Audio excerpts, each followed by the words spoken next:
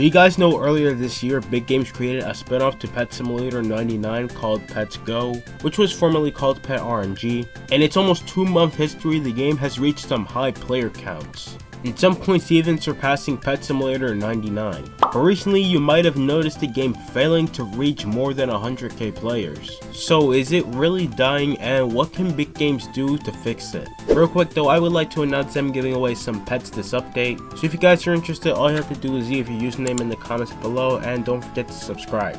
And with all that being said, here is why Pets Go is dying.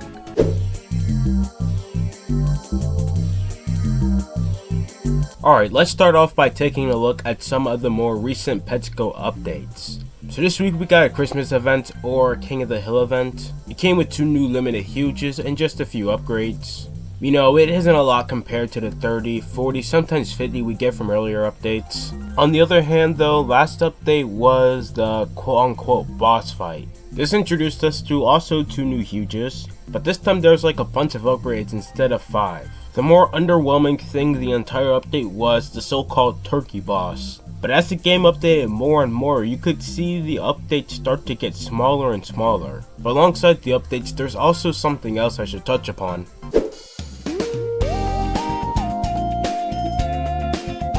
So with every big game on Roblox, there will always come exploiters and bots. And you know, just a lot of cheaters. You might have seen some since phishing was added to the game. I've seen one myself.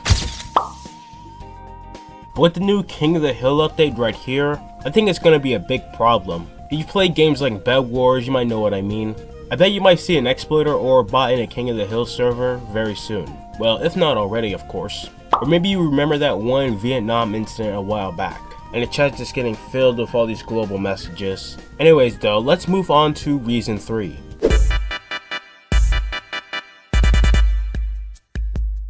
I had to mention the nerfs and buffs, you know. There were so many, it's crazy. To be fair though, it was for the best. The first actual nerf we'd all noticed was the double luck event not being as strong as it was the week prior. Like, you know it's OP if I could get a huge from it. But also fishing was buffed hard too. I'm sure you guys remember when I used 1200 max luck potions, all of them coming from the fishing, and from there that's when it began decreasing. Now for buffs, I'm not including the 5x and 10x luck events because I don't think those are killing the game. I think they're kind of like a lifeline.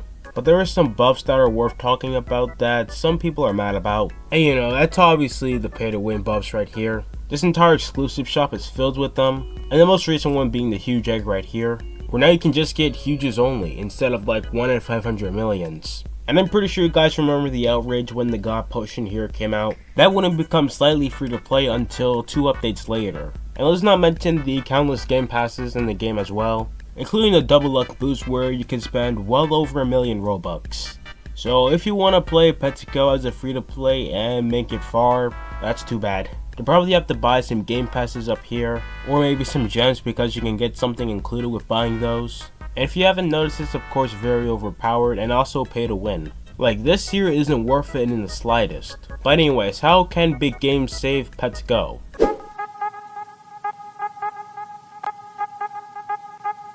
So now that I talked about what's killing Pets Go, what can actually save Pets Go?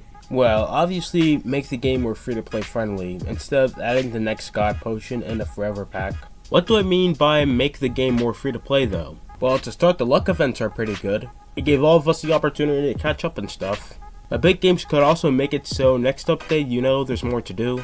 I have a leak video coming out soon on that, so stay tuned. Maybe something new to grind for. A fishing huge will be an interesting addition. The first update did a great job in providing lots to do as a free to play, while this most recent update, I mean, kind of.